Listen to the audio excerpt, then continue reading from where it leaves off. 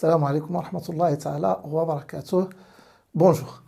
Bon, on continue avec la leçon des nombres complexes, partie 2. Je commence par la première paragraphe. Il s'agit des équations de second degré à coefficient réel dans C. Donc, les équations de second degré à coefficient réel dans C. Je commence tout d'abord par l'équation z carré égale A dans C, avec A un réel, avec la propriété suivante.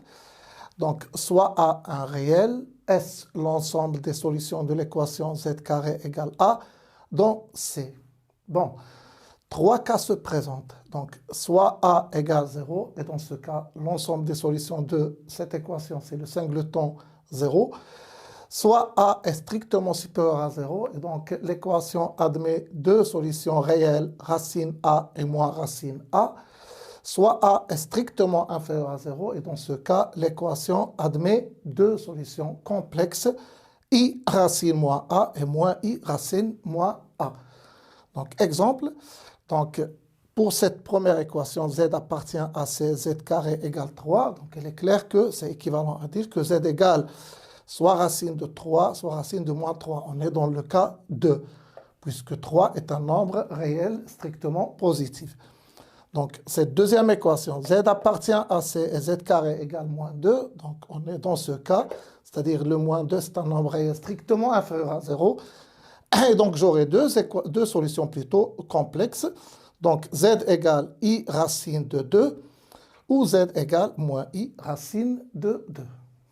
Je passe maintenant à l'équation AZ carré plus BZ plus C égale 0 dans C, où A, B, C sont des réels et A différent de 0. Donc, on avait dit qu'on va traiter les équations de second degré à coefficient réel.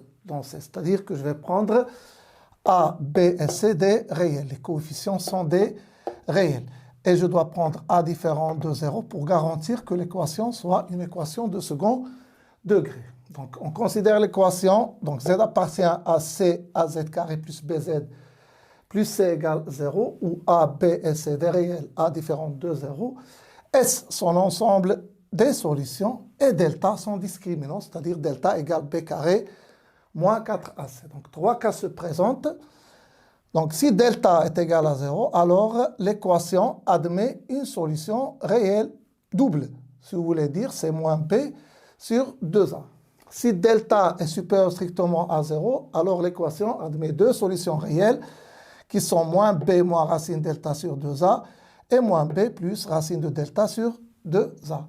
Et enfin, et c'est le cas qui nous intéresse plus, si delta est inférieur strictement à 0, alors l'équation admet deux solutions complexes conjuguées, donc sont moins B plus I racine moins delta sur 2A et moins B moins I racine moins delta sur 2A. Donc, on va traiter un petit exemple. Donc, résoudre par exemple dans C l'équation Z carré moins 6Z plus 10 égale 0. Donc, il s'agit d'une équation de second degré à coefficient réel dans C. Donc, je dois calculer son discriminant. Donc, delta qui est égal à B carré moins 4AC. Donc, B carré, donc c'est moins 6 le tout au carré. Moins 4 fois A fois B, c'est-à-dire moins 4 fois 1 fois 10, qui va donner donc 36 moins 40. Donc, c'est moins 4.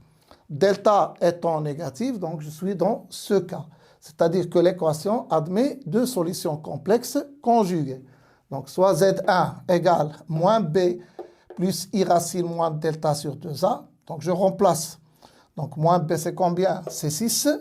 Plus I racine moins delta. Donc, c'est I racine 4 sur 2A, c'est-à-dire 2 fois 1, qui est égal à 2. Donc, je peux simplifier. Donc, c'est 6 sur 2 qui est égal à 3. Plus racine de 4, c'est 2. Et donc, 2 sur 2, je peux simplifier. Ça reste donc I.